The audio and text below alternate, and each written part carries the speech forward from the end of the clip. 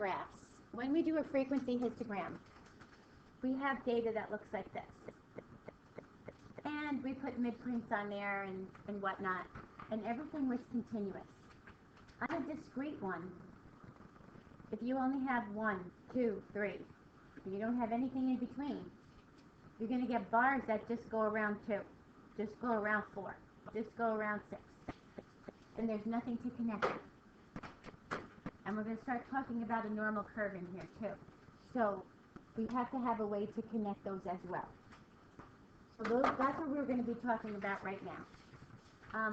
In your probability distributions, we're going to use a random variable, and that's going to represent each outcome, everything that's possible from your probability experiment. And it's a little hard to explain without doing one, but you'll see this as we go through. What's the probability that a 0 will happen, a 1 will happen, a 2 will happen? Those are things we'll look at. This is the most important right now, discrete versus continuous. When we talk about discrete, these are, and we've discussed this before in chapter 1. Discrete, think of it this way, whole numbers. The number of cars in the parking lot, whole numbers, I count them, they're countable.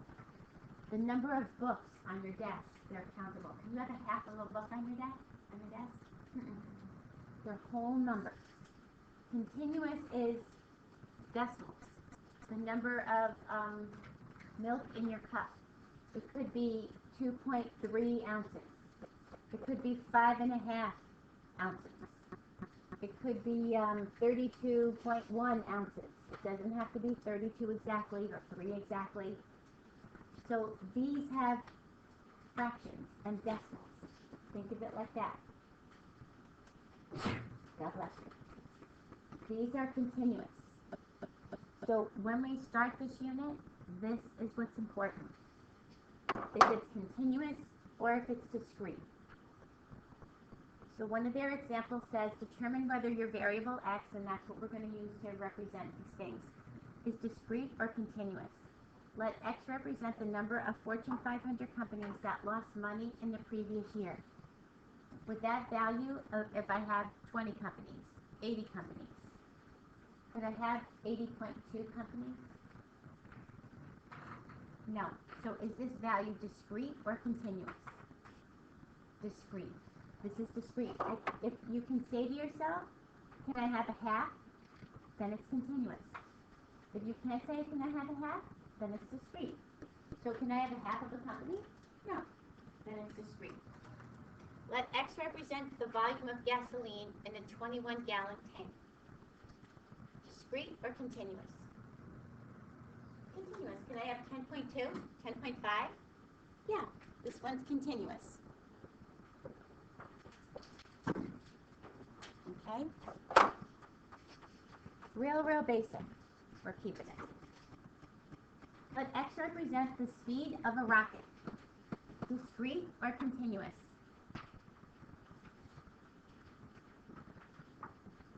Continuous. So can I go 65.2 miles per hour? Yeah. Do I have to go 65 miles an hour? No. Anybody have a digital speedometer in their car? So do you get decimals on the digital? We don't really see it on the round ones because you're just pretty much gauging it at the 5, at the 10, where the speed limit is, how far over. I'm looking to see where my lines are. But it's continuous. The number of calves born on a farm in 1 year. Discrete. Can I have a half a calf born? No. So discrete. Continuous, sorry. Discrete probabilities have two situations, two characteristics. They have to have, your probability has to be between 0 and 1, which we know probabilities are between 0 and 1. That's nothing new. And the sum of all probabilities for that event equals 1. And we know that too. For it to be called a discrete probability distribution, it has to satisfy those two conditions. And yes, we've been doing these, but we just kind of put it to a different set of words right now. All our probabilities for an event add up to 1. Like when we flip a coin. The Probability of heads is 1/2. Probability of tails is 1/2. They add up to 1. Each of these have to be between 0 and 1. We know probabilities can never be negative. We know they can never be greater than 1.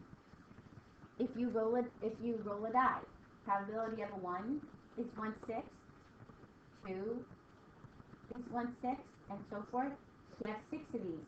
They all add up to 1. So we've been doing those. So those are the two situations that a discrete probability distribution has to satisfy.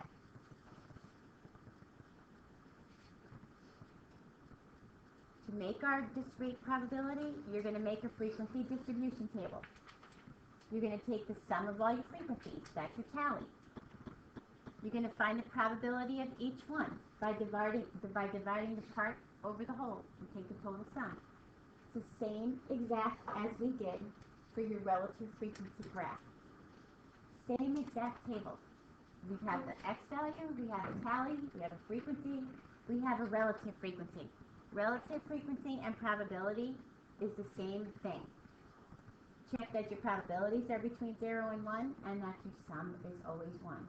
We've already done these, so they shouldn't be difficult to identify. We're just putting them into a different light right now.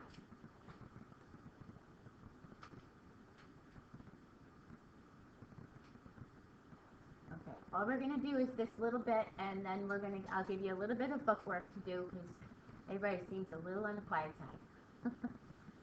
An industrial psychologist administered a personality test for passive-aggressive traits to 150 employees. Individuals were rated from 1 to 5, where 1 was extremely passive and 5 was extremely aggressive. Why don't we have a 0?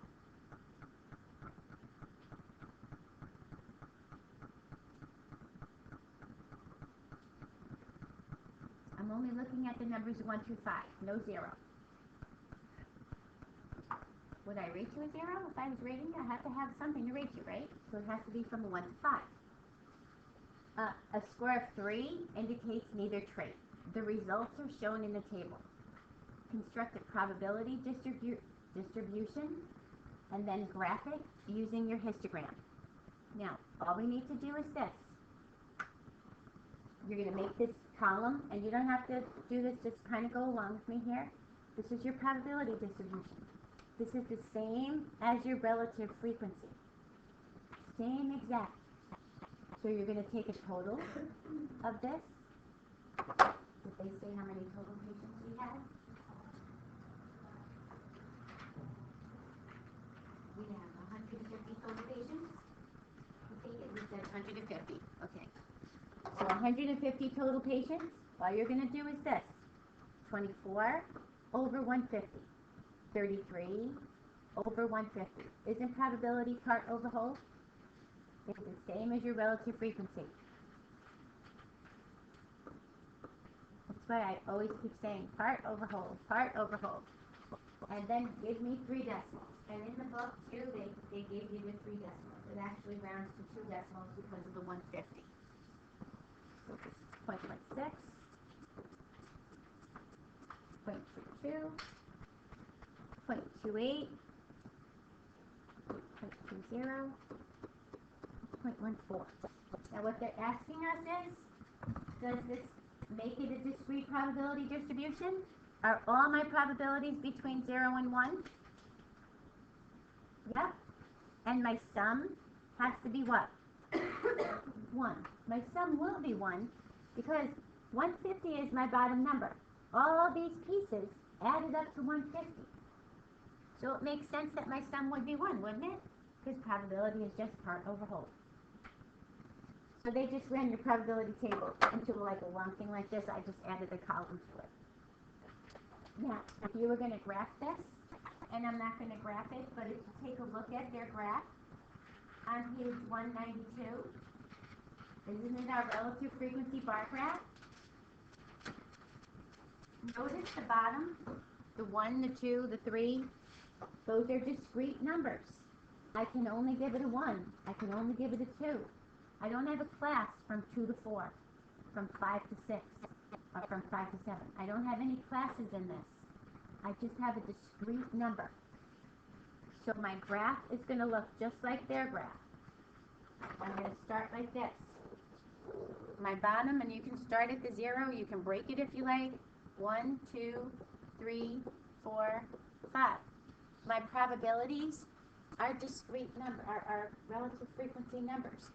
So I'm going to go from 0, 0 to my highest number was 0.28.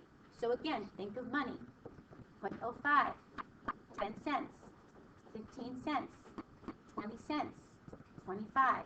You're going to still give it a title, and you're going to give it bars. So my first bar says 16.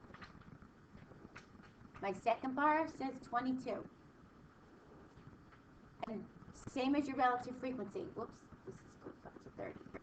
My third bar, 28. Then 20. And then 14. So it's the same as your relative frequency. There's no classes in this. That's the only difference, because the numbers are discrete. They're whole numbers. They're only letting you rate you 1, 2, 3, 4, 5. You don't get a 1.5 rating. So I just list them like this. Again, these are your X values. These are your ratings. This is your frequency. We're just going to call this a probability. So we're going to call it P of X. That's the only difference here. It's not a relative. It's just called the P of X, a probability of this happening. Does that make sense? Same thing you've seen before? Okay. All right. Let's just see if we could make the graph for the next one, and then we'll call it a day. The company tracks the number of sales new employees make during each day during a 100-day probationary period. So there's wanting to know how many sales per day did they do this. So if there were 0 sales per day, it happened 16 days. That person didn't make any sales. This time we have a 0 because this 0 says no sales. So this person had 16 days out of 100 where he didn't make any, or he or she didn't make any sales. In 19 days, that person made 1 sale. They already tallied your frequency. So when you do your probability distribution, how am I going to set up my P of X? How am I going to set up my P of X? I'm going to divide by 100 because these guys added up to 100. How easy is it to divide by 100? 16 divided by 100, there's your decimal. When you divide by 100, just move your decimal place. 0.19, 0.15, 0.21. How do I write 9? 0.09, 10, 8.08, because that's the same as 8.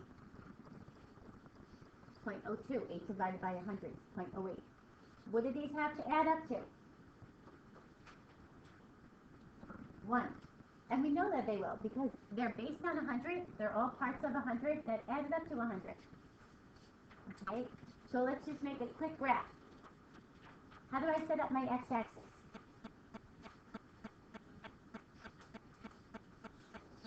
I have to use a 0. So I have to put a 0 here.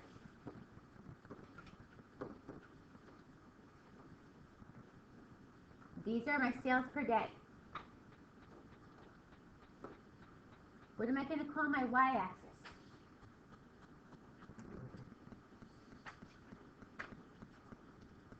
This is my probability distribution, don't forget. This is a new employee's sales per day.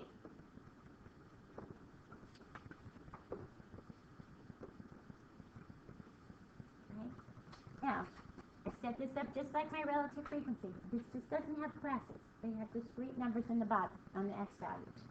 So I need to go from 0 to my highest is 21 cents. Again, go by 5.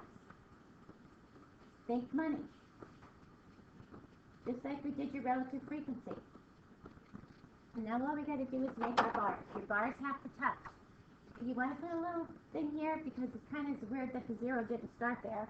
But we have no choice because you wouldn't be able to put a bar there if you were going to put the bar. So at the 0, I am 0.16. Make sure your bars touch, just like your relative frequency. Everything else works exactly the same. 0.15, 0.21, 0.09, 0.10, a little bit higher, 0.08, and 0.02. That's it. That's your probability distribution.